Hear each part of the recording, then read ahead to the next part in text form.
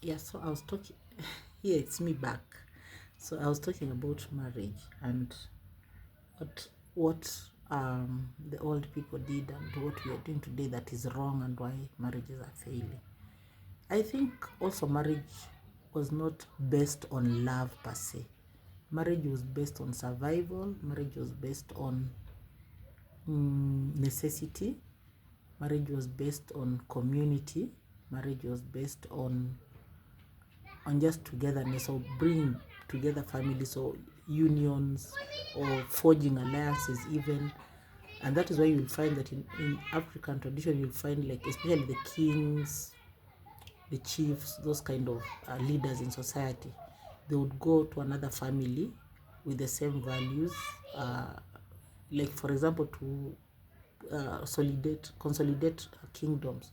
They'll go to another kingdom to get a girl for their son, so that these two kingdoms can now become one. And when two kingdoms join together, then you'll find that either if there was war between the two kingdoms, then that war will stop, because now we have children who are related to that kingdom.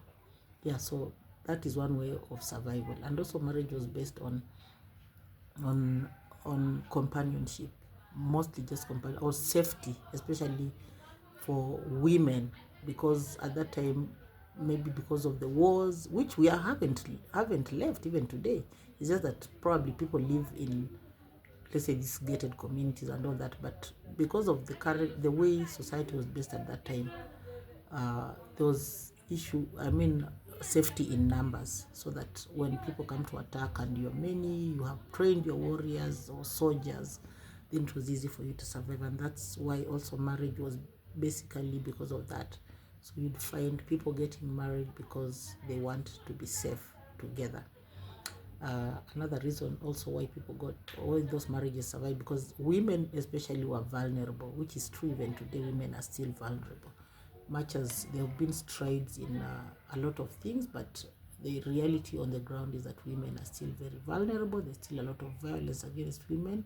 Not to say that there is no violence against men, because when you look at movies, like for example the Woman King, those women were soldiers. So can you imagine if that is your wife and you're joking around with her? She'll definitely slap you and fight you and box you and wrestle you to the ground. Yeah, anybody who is married to a police woman or an army woman, you know that, yeah, you can be really dealt with. Those people, their training is in such a way. Yeah, so this whole idea that, and the funny thing is that um it is so orchestrated that they started showing us these movies of the Alejandros and their ranches and all these romantic things. In the 90s, yeah, when I think I was also very young at that time. And at that point is when people started romanticizing marriage. Not even that, I guess even when we were young, when we were teenagers at those time, we used to read these books, Mills and Bones, and they're all romantic books, and we just like imagined that is what life is. I mean, that's what a husband is supposed to be. The reality on the ground is that an African man was not romantic per se in the way that the European looks at romance, flowers, and all that, and present. An African man, and that's why we find it also very, we find that our African men, it's not very easy for them to apologize and say they're sorry. The way they'll say sorry is that they'll start doing things differently. Maybe if they have really offended you, they'll probably come home with a new dress, a new something. They'll probably now take the kids out. Just, I don't know. That's how they would apologize. Very few of them would come out and say, I'm sorry. Yeah. And so we started looking at all these romantic books, and the Cinderellas and the Beauties and the Beasts, and we'll just imagine, and the man and they got married and they lived happily ever after. The end. That's how the books used to end. Yeah, and when my children were young, I would sit with them and just watch all these cartoons, Beauty and the Beast, Cinderella, Princess and the Frog, and there was always somebody coming to rescue the poor woman. In Africa, it was not like that. Women were strong. women were doing things, women were doing businesses. The woman in Proverbs 31 is not a Mzungu woman. That's an African woman. And she's a woman who is an entrepreneur. She's a woman who is doing her businesses, a woman who is buying land. I'll talk about that again another time. How women were lied to that men have to do everything for them. Yes, there was the ancestral thing, and but men provided. Did they even provide? Because women basically did the digging and looking for food, like going planting. Although it was a communal thing, but men would go out there to hunt and bring meat, which was now it's a treat, right? But the women are the ones, and the children would go to the farm to dig and plant food, look for the vegetables, look for the cereals and all that. Yeah, so all this romantic idea of marriage, I think, is also what is causing. And then now our men are caught between, because we're telling them, oh, be strong, and then another time, be weak, or go on a knee. Which African man went on knees to propose?